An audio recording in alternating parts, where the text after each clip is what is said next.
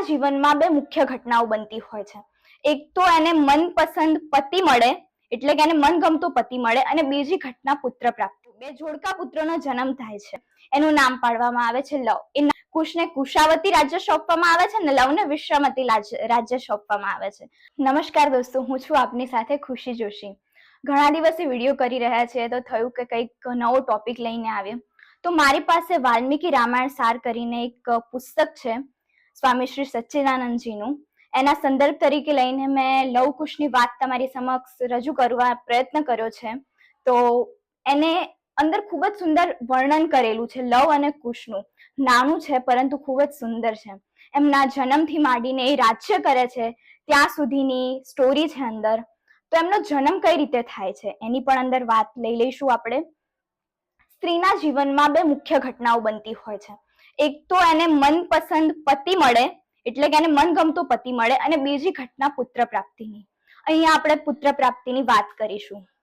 સીતાજીને મનગમતો પતિ એટલે કે ભગવાન શ્રી રામ તો મળી જાય છે, પરંતુ હવે સમય આવે છે પુત્ર પ્રાપ્તિનો, એટલે કે લવ કુશના જન્મનો.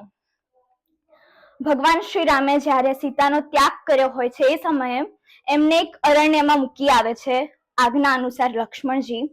તો ત્યાં આગળ વાલ્મીકીજી એમનું કરુણ રુદન સાંભળીને આવે છે અને આશ્વાસન આપે છે કે દીકરી તું ચિંતા ના કર, હું છું, એવું આશ્વાસન આપે છે. અને પછી સીતાજીને તેમના આશ્રમમાં લઈ જાય છે અને ત્યાં જ રહે છે. પછી સમય આવે છે પ્રસૂતિનો, એટલે કે લવ કુશના જન્મનો. ત્યારે બધી ઋષિ પત્નીઓ ભેગી થઈ જાય છે અને બે જોડકા પુત્રોનો જન્મ થાય છે, લવ અને કુશ. હવે વારો આવે છે એમના નામ પાડવાનો. એટલે વાલ્મીકી ઋષિ એક દર્ભની સળી લે છે. દર્ભને આપણા હિન્દુ ધર્મ તરીકે ખૂબ જ પવિત્ર માનવામાં આવે છે.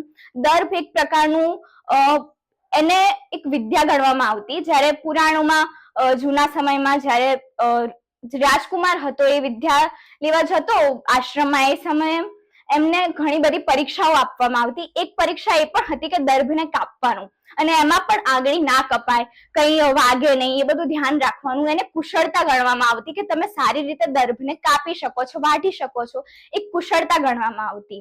અને આવી એક પરીક્ષા હતી. તો દર્ભની સળીને લેવામાં આવે છે અને એના બે ટુકડા કરવામાં આવે છે. પછી એનું સમાર્જન કરવામાં આવે છે. સમાર્જન એટલે એક પ્રકારની ક્રિયાવિધિ છે કે સાફ કરવું, એક પ્રકારનું સાફ કરવાની ક્રિયાવિધિ છે. તો જમીનને સમતલમાં સાફ કરે છે અને જે નીચેનો ભાગ હોય છે એનાથી જે સમાર્જન થાય છે એનું નામ પડે છે કુશ. એ પુત્ર, જે કુશ પુત્ર છે એ મોટો છે, અને જે ઉપરનો જે ભાગ હોય છે દર્ભની સળીનો, એનું એ જે સાફ કર્યું હોય છે, સમાર્જન કરેલું હોય છે, એનું નામ પાડવામાં આવે છે લવ. એ નાનો પુત્ર હોય છે, એટલે કે પાછળથી જન્મેલો પુત્ર હોય છે. એટલે આ સંદર્ભથી આપણે કહી શકીએ કે મોટો કુશ છે અને નાનો લવ છે. તો બંને ભાઈની સ્ટોરી અહીંયા થોડી પૂરી થાય છે.